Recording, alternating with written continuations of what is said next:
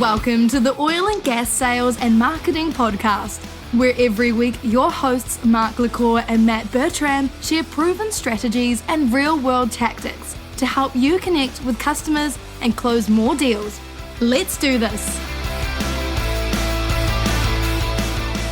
Howdy, welcome back to the Oil and Gas Sales and Marketing Podcast. I'm your host, Matt Bertram. We're here at the Sell Well Conference. I've been having a lovely conversation with Travis from Momenta, and I decided, hey, why don't we turn on the mic and share some of this with everyone else? We've had probably a 30 or 40 minute conversation up until this point. Travis, welcome to the show. Hey, good to be here. Thanks for having me. Yeah. Well, everyone, we're going to kind of jump into the conversation, but you were talking about VPs of marketing and VPs of sales that were, or what did you say, a VP? Yeah, so typically I serve the industrial industry, yes. Kind of the down and gritty part that gets stuff built, yes. right? So think pumps, compressors, raw steel, all that type of thing. And in that industry, you'll usually see a VP of sales and marketing, right? And what that means is VP of sales. Yes, yeah, right? yeah. But they're over it. It's kind of like that CRO title is kind of trying to be there, but everything leans towards sales, right? And rightfully so, right? I mean, as a business owner, if you have to choose between sales or marketing, you're going to pick sales, as you should. You need to bring the revenue in the door. What we like to do is work with these folks and really take that messaging that they're doing on the sales side and bring it into their marketing. Industrial in particular, it's not about image. It's not about sending like the different kinds of fonts and colors and schema, right? Like no one cares about what that. You're saying. What you're saying. Your what does knowledge, that message look like? The trust factor, right? It's a high trust industry. You're not going to buy a pump because it's low cost. That's probably never happened, right? In the industrial industry, you're going to build it because it has the right specs. It's built correctly. What we really focus on in Momenta Fire is taking that messaging and putting it online. So getting more visibility to these guys who've been experts for 30 years, but are used to doing it strictly through their network. And that's been a privilege of mine. Face-to-face sales and online sales, totally different game. You're still talking to people, but how you position. I remember I used to do direct sales like in office, okay? And then I started doing phone sales. Right. And it was like I was starting over completely. The strategies to keep somebody on the phone I was doing recruitment in oil and gas, and it was brand new. I thought it was like an extension or it was adjacent to it. Completely different skill set. So to understand how to build your brand online, how to position online, how to keep that conversation going after you meet them at a conference, if you're an executive, to know how the algorithm works that knows, okay, if you and I connect right now, you're going to see my posts on LinkedIn for the next 30 days.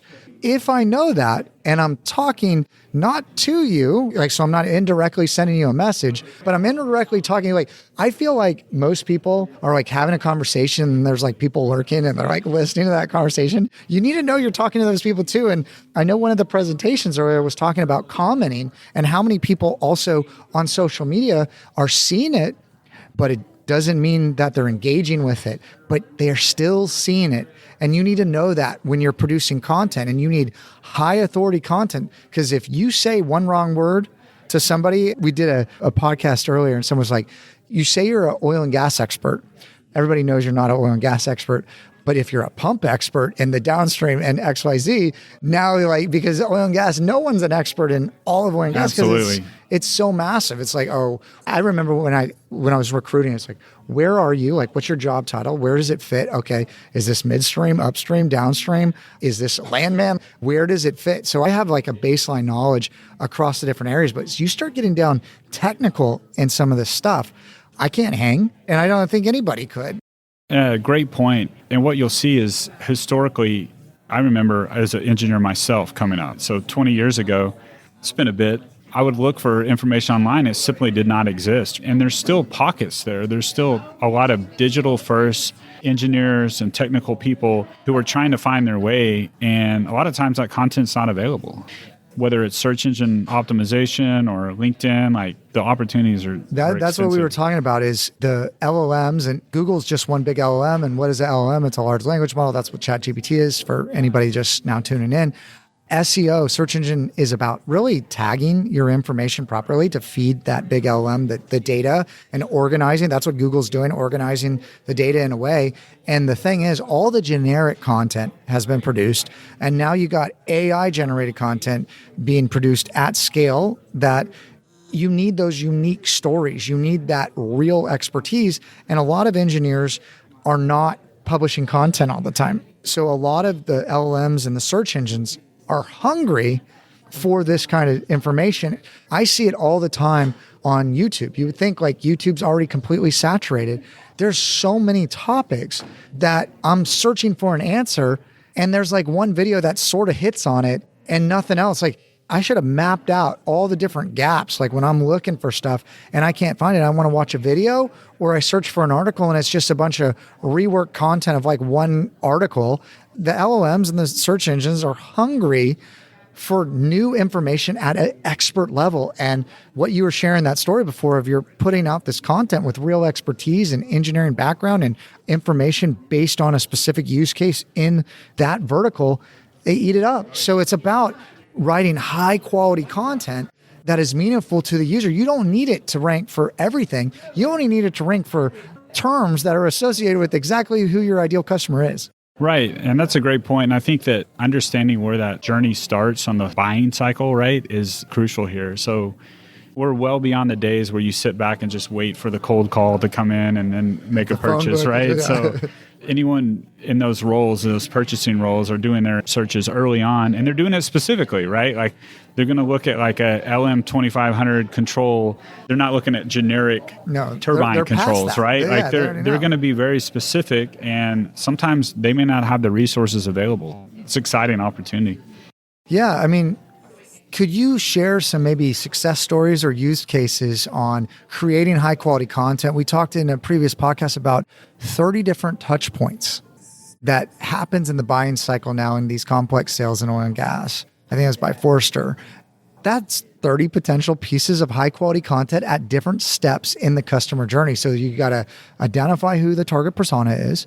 And then you say, okay, what does this customer journey look like? And I have so many clients that I'll sit down with. I go, could you give me the customer journey?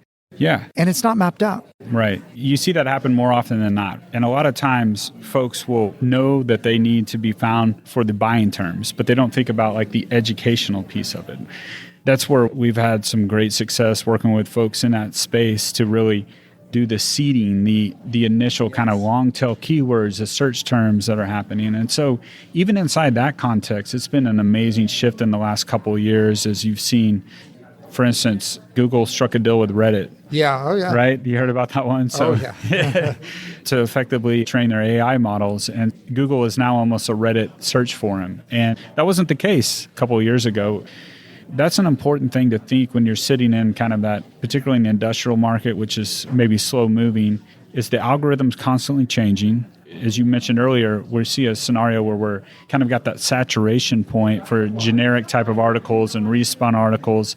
And the LLMs are hungry for this real life experience that, really conveys expertise. So 100%. The data that I saw from Moz, Rand Fishkin, kind of one of the leaders or pioneers in the SEO industry, he's now actually doing target persona identification through IP addresses, which you and I were kind of talking about, of who your target persona is, where they might be searching, what handles they might be following, what channels they might be looking at, to build that out. But at a presentation a conference that I was at, he showed a statistic that was 58.5 or 58.8%, whatever it is, over 50% across the board in publishers, traffic dropped. And it dropped on that informational content. People are getting it or already know it elsewhere. They're getting it on Reddit. They're getting it on social media.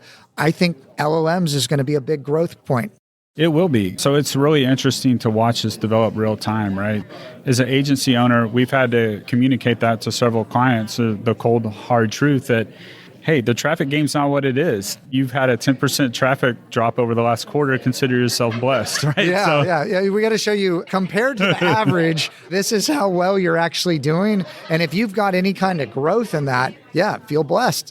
Yeah, but I really do feel like the appropriate response is doubling down on the AI elements of it, looking at like what the human-centered content looks like, the storytelling aspect. And it's not that you're giving up the SEO fight. We still see with some of our clients, hey, we're still increasing in the amount of keywords we're found for simultaneously while traffic's dropping. So it's just understanding the game you're playing is important. The framework, just I've talked about in previous podcasts, but I think it's good to mention here, EAT, expertise, authority, trust, and now they've added that experience component. So if you're building content, you want to build it in that framework, and you're looking, what you said is seed the terms to these LLMs. And the thing that we were talking about in depth, and that's why I'm really focusing on LLM visibility and the LLM visibility certification and all that kind of stuff, is the brain. All these information are just nodes that have cross sections of information. Every social media post is actually a link that's created, right? Every time you like a post, that becomes a link. And I'm going to lose you salespeople on some of this marketing talk. I already know that. But think about like a spider web, okay? It's a giant spider web and there's different nodes and you want to be strengthening those nodes. And there's this massive like global brain that everybody's kind of heard that concept about the internet. The LLMs, as people start to use more LLMs, those brain patterns are going to be run over. And I talked about this a few times, but I've gone by Matt and I've gone by Matthew. And the entity online has viewing that as a different person. Okay, so now I'm having to disambiguize that and overlap those terminologies and link those nodes together so the LLMs can have enough trust to say, this is the same person. So it's Matt, guys. It's Matthew. It's Matthew. Oh, Matthew? It's Matthew. But yeah, he's got to fix that name badge. Yeah, the name badge is. Do you see how that's an issue, right? Yeah. LLM visibility today, this is urgent. So you listening to this, what I'm saying is it's urgent because, okay, you looked at my name badge, you started calling me Matt. If I said, I want you to start calling me Matthew, it's going to be harder to do that. That's what's going on with the LLMs. That's why you need to get your branding in place. You need to get your positioning in place. And then you need to start sending those signals across all the channels that the LLMs are picking up to get it seeded that you're the right person. And the fastest, best way to do that is write high quality technical content that hasn't been put out there, because think about it like this. If there's a topic that you're an expert in that you start talking about, there's a index of all the people that are talking about this thing. If there's less search terms to showcase or to show, I actually was doing a work for a client in Costa Rica, and I started publishing a lot of content about Costa Rica. We started ranking in like 2 weeks. Well, guess what? There was like 2 other people at all that were actively producing any kind of content about Costa Rica. Any search you made inventory-wise, Google wanted to show the best possible thing, and there wasn't a lot to choose from, so you get surfaced. So if you're in a highly technical industry and you start putting out those thought leadership pieces, those high-quality white papers and articles, and talk about things that other people haven't talked about beyond the basics, you're going to start to own that space.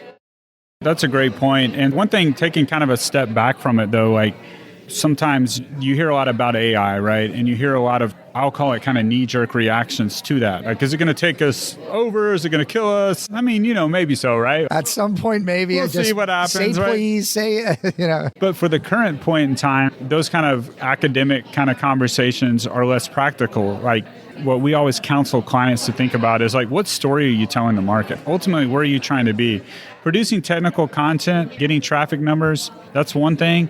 But like, the red thread narrative that runs through your entire marketing and sales organization, it should feel completely seamless. So we always encourage clients to start with that first. Absolutely. You and I have already had a 30-minute discussion. We need to probably do another one of these. Is there anything to the discussion that we've had where we've recorded it that you think would be valuable to add?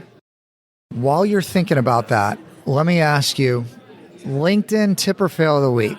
Okay, we do this on every podcast. Is there anything that you've seen on LinkedIn, good or bad, that's really stood out to you?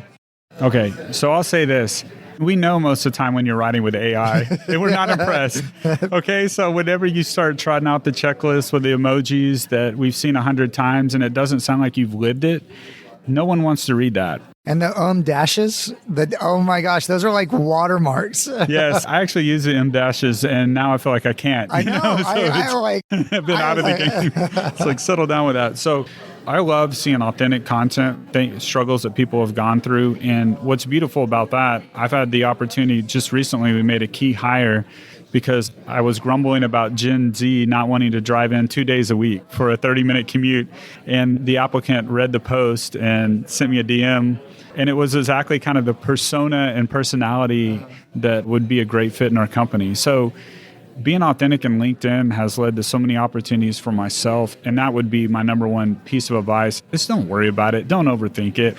Maybe don't go too crazy, but don't try to polish something up that sounds mundane and boring, because it will be mundane and boring. So, Awesome. Travis, how do people find out more about what you do and what your company does? well, I'm the only Travis Ziebro around, so you can use the old-fashioned Google, or you can jump into your LLM of choice and look me up. That's Ziebro, or go to travisziebro.com. So happy to chat more. Awesome. Well, everyone, my name is Matt Bertram. This is the Oil and Gas Sales and Marketing Podcast. Remember, make a difference, not a sale. Thanks for listening to OGGN, the world's largest and most listened to podcast network for the oil and energy industry. If you like this show, leave us a review and then go to OGGN.com to learn about all our other shows. And don't forget to sign up for our weekly newsletter. This show has been a production of the Oil and Gas Global Network.